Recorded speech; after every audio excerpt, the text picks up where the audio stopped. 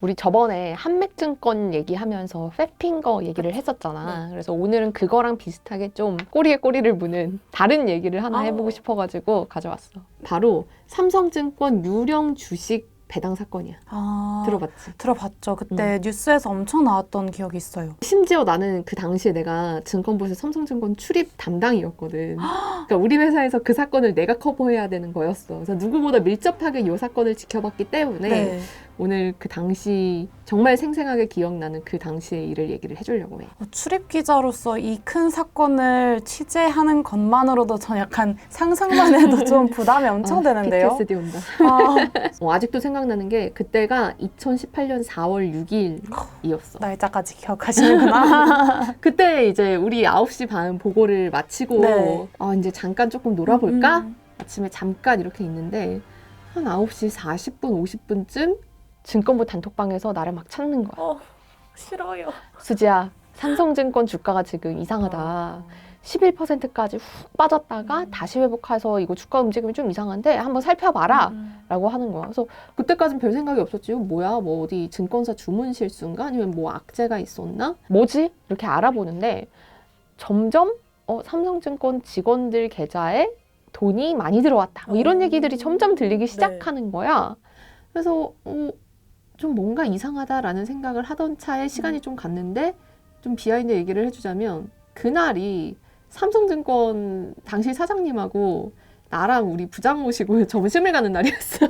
아니 어쩜 나를 골라도 그런 날을 고르셨어요. 왜냐면 그때 이제 삼성증권 당시 구성훈 사장님이 취임한 지 한 달 정도 되는 때였거든. 그래서 이제 출입기자로서 이 소개를 시켜드려야겠다라고 해서 서로 나도 인사드려야겠다 싶어가지고 자리를 잡은 날이었는데 그때까지만 해도 별로 이 사태의 심각성이 와닿지 않아서 삼성증권 사람들이랑 이거 점심을 취소를 해야 돼요? 말아야 돼요? 뭐 계속 그냥 해야 되나요? 막 이런 얘기까지 오갔을 정도로 그때까지는 이게 뭔 일인가 싶은 상태에서 일단은 점심 약속을 취소를 하고 나는 그때부터 이제 막 전화를 점심도 거르고 이제 막 전화를 돌리기 시작한 거지.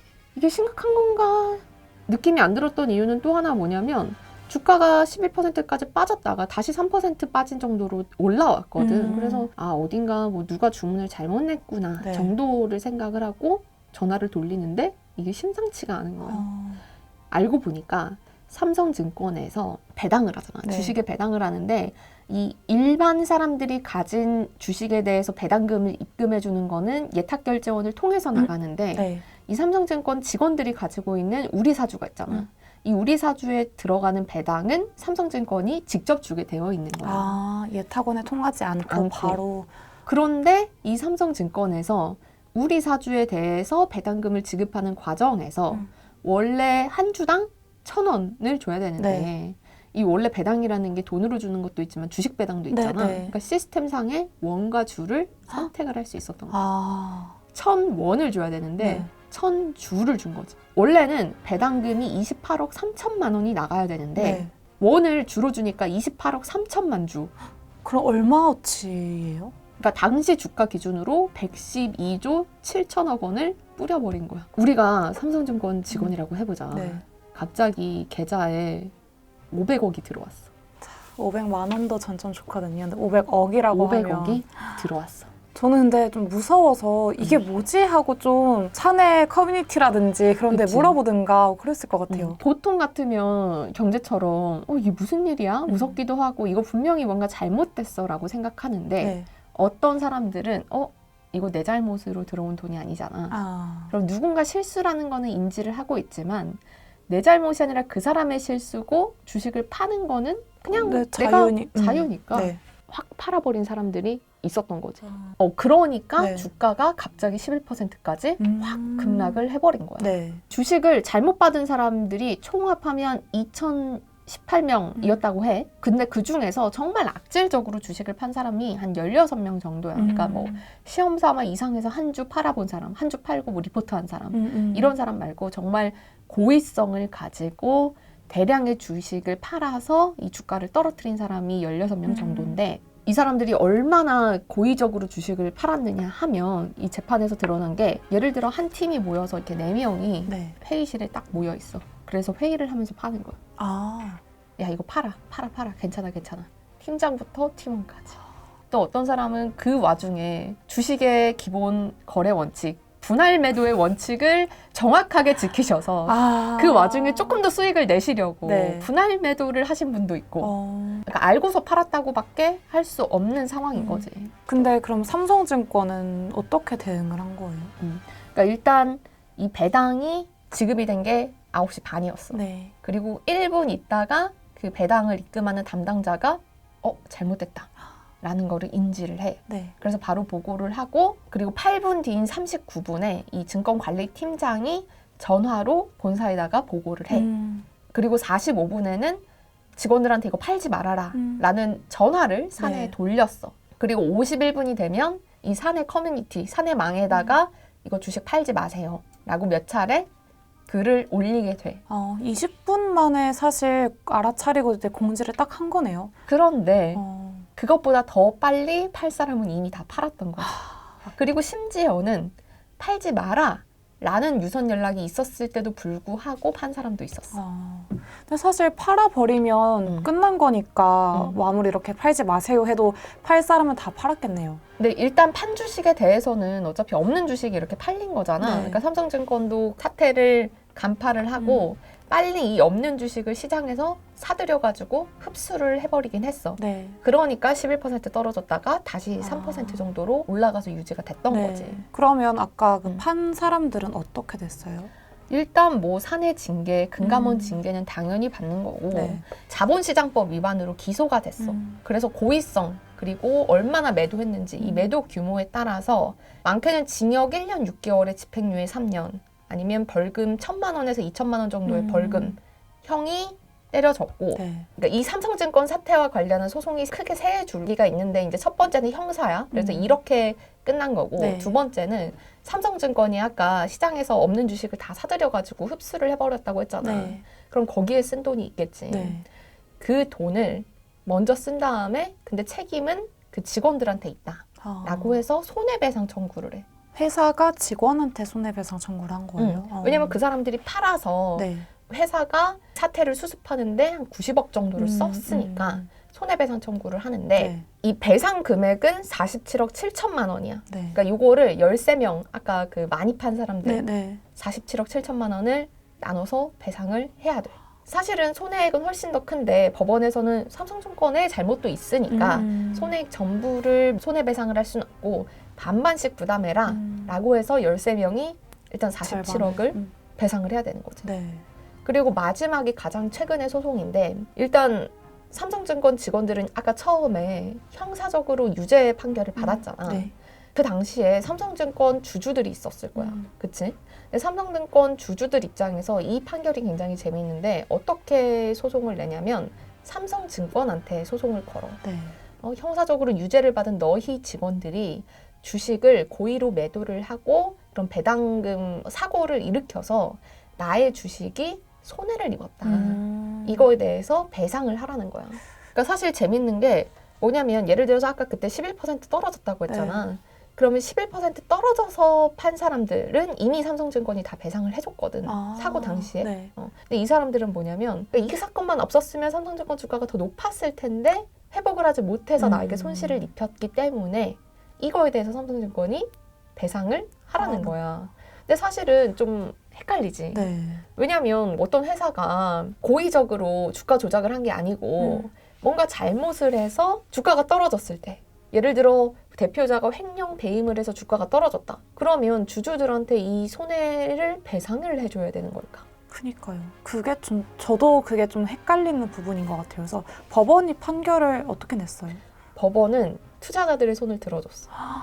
이거는 삼성증권이 배상을 해줘야 된다. 물론 전액은 아니고 한 절반 정도를 네. 배상을 해줘라 라고 얘기를 하긴 했는데 그러니까 굉장히 법원이 그만큼 삼성증권과 삼성증권 직원들의 책임을 무겁게 본 거지. 그쵸. 그럼 횡령 배임이랑 뭐가 다릅니까? 라고 물어보면 횡령 배임은 적어도 주식을 직접 내다 팔진 않았잖아. 그러니까 간접적으로 악영향을 주긴 했지만 뭐 직접적으로 주가를 끌어내린 건 아니었는데 네. 이 삼성증권 사태의 경우에는 직접적으로 주가를 끌어내려버린 거잖아. 네. 실제로 주식을 팔았기 때문에. 그래서 이 부분을 무겁게 봐서 아 이거는 손해배상 청구를 해줘라 라고 법원이 판단을 한 거지. 네. 궁금한 게 응. 증권사가 배당을 줄 때 재원이 있어야 줄 수 있잖아요. 28억 주를 줄 수 있을 만한 그런 주식이 없었을 텐데 어떻게 배당을 주식으로 줄 수 있었던 거예요? 사실은 이게 굉장히 더 논란을 짚인 포인트가 됐어. 네. 우리는 지금까지는 시장에 발행된 주식만을 가지고 사고 팔 수 네. 있고, 그리고 예를 들어 유상증자로 주식수를 늘리려면 증권사가 맘대로 이렇게 할 수 있는 게 아니라 예탁결제원과 신주 상장일 전날에 주식수도 맞춰보고 이런 절차를 통해서 주식수가 늘어나는 것이 절차였거든. 네. 근데 아무도 몰랐던 거야. 증권사가 이렇게 맘대로 주식을, 대규모 주식을 발행할 수 있을지 몰랐던 거지. 이게 첫 번째 포인트고, 두 번째 포인트는 아니 그러면 발행할 수 있다 쳐. 근데 그거를 거래소에서 그 주식이 거래가 체결이 될 수 있었느냐. 그니까요. 정상 주식으로 체결이 될 수 있었느냐가 두 번째 포인트고, 그리고 세 번째는 아 그러면 그동안에도 우리가 모르는 사이에 증권사가 주식을 임의로 발행해서 그거를 시장에서 팔고, 그리고 나중에 그걸 뒤늦게 주식을 사들이는 형식으로 주식수만 맞춰놨으면 이거는 일종의 불법 공매도가 아니냐 라는 게 논란의 핵심이었어. 네.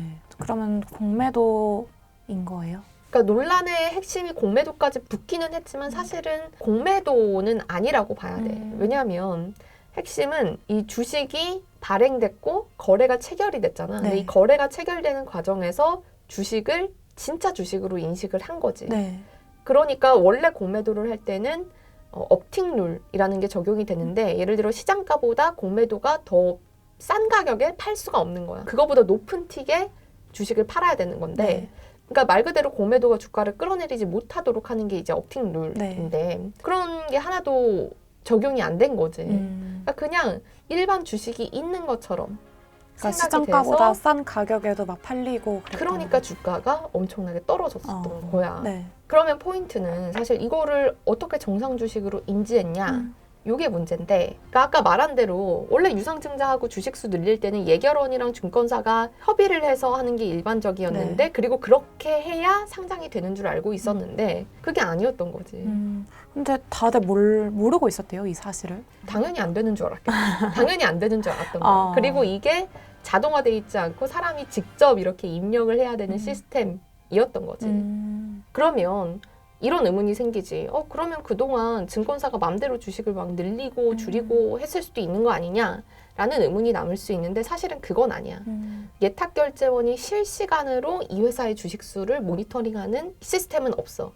하지만 하루가 끝나면 이 회사의 주식수가 어떻게 늘고 줄었는지를 집계를 해. 그러니까 실시간으로 못하지만 어쨌든 그 날에는 걸릴 수 있다. 그치. 그러니까 장이 시점이 좀 마감되면. 늦어지지만 어쨌든 뭔가 장난을 쳤다면 그동안 예탁결제원이 알아챘을 거야. 그런데 그런 일은 없었던 거고. 또 그러면 반대로 그러면 앞으로 이제 예결원이 실시간으로 주식 모니터링하는 시스템 만들어야겠냐 하면 또 그것도 어려운 게 글로벌리 그런 시스템을 만들고 있는 나라가 없어.